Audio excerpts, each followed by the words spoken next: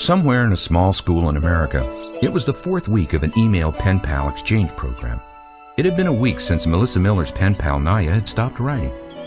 As she began checking her email, Melissa worried that she'd never hear from her new friend again after hearing news reports of a military uprising in Nya's country. Where are you, Nya? Finally. Dear Melissa, I am so scared. We have no food for 2 days. Bad soldiers are only 30 kilometers away. My school is closing and we will go far away to the home of my uncle tonight. His address is below. Please pray for me and my family. Thank you for being my friend. Your friend, Nya. Oh, Nya, please be safe. Please don't die. Melissa didn't hear a thing her teacher said that morning as she worried about Nya.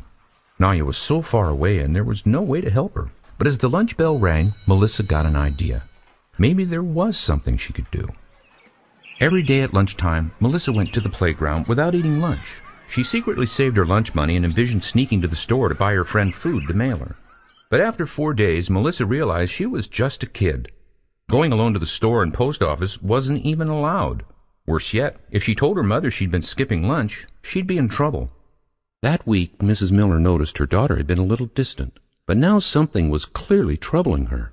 What's wrong, Melissa? You've been moping for days. I think Nya's going to die. Why? What happened? She hasn't eaten for days and soldiers are probably destroying her village by now. We've got to send her food, Mom. Oh, honey, there must be food for her somewhere nearby. Don't worry, she'll be okay. No, you don't understand. When the soldiers came before, they killed her father and brother. Now they're killing more people. Why are they doing this, Mom? Melissa's mother felt so powerless. She knew in her heart that no matter what they did, it really wouldn't make much difference. How she ached to relieve Melissa's anguish and give her a more beautiful and peaceful world. Mom, I saved all my lunch money this week so we could go buy food for Nya. Oh, Melissa, you're the best friend anyone could ever hope for. After dinner, Melissa's mom took her to the market, and when they returned, they made a package for Nya and her family. And so, one lonely voice of concern disbelievingly became two. After mailing the package, Mrs. Miller worried about her daughter and called her teacher. Miss Narita, Melissa is heartbroken over Nya. I'm very worried about her. Can you assign her a new pen pal? Mrs. Miller, I'm so sorry. I had no idea all this would happen.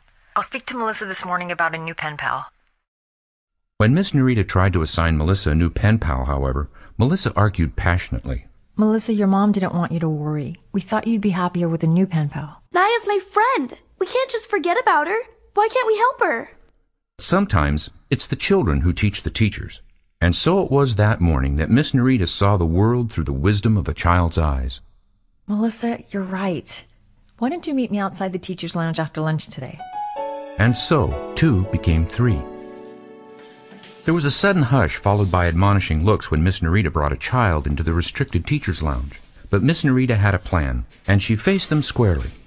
Once in a great while, I find a student who touches upon a higher kind of learning. Today, Melissa asked me why we shouldn't help a friend who desperately needs it. You see, unwittingly, I turned my back on our pen pal Nya.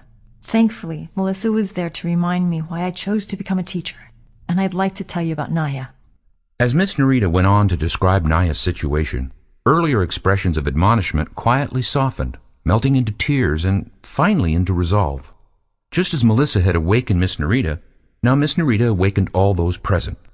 Indeed, there was something they could do, and within a few minutes the teachers had pooled together $557, and Principal Johnson got an idea. Melissa, I am so impressed that you had the courage to stand by your friend, even when the adults were telling you to turn your back. You know, sometimes adults make mistakes, and they even lose hope that they have the power to fix things.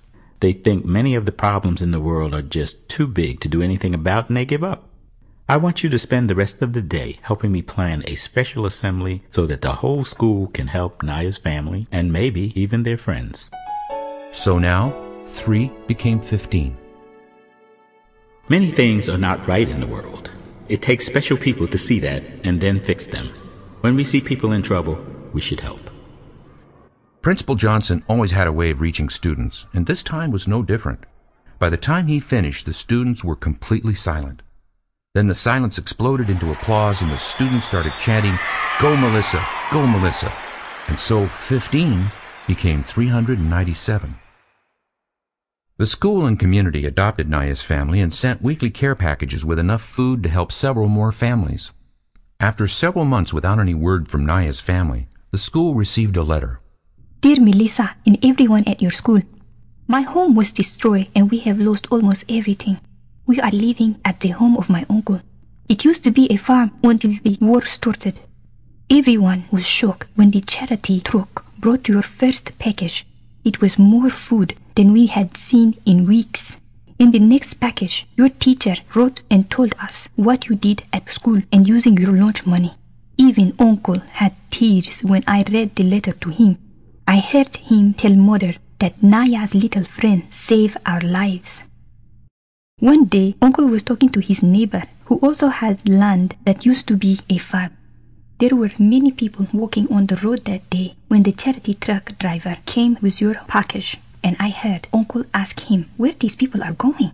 The men told him there was not enough water or food at the refugee camp and they were told to look for somewhere else to stay.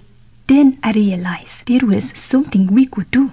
People could stay on this land because we have a river with clean water and empty barns where people could sleep. Then I say the people could help with the farm and we could grow crops again. My uncle started smiling and I saw a look of hope in his eyes. Today, we have 240 people living with us and 7 more neighbors have refugees on their land too. Altogether, there are about 2,000 people thanks to the kindness you started. Everyone is helping with the farm work and we are all safe and have great hope. Everyone is calling this area Camp Melissa. Melissa, even with the food the refugee camp brings now, everyone is hungry. The harvest is many months away and every night I hear so many children crying from hunger. I wish I knew what to do to help more people. Please pray for all of us.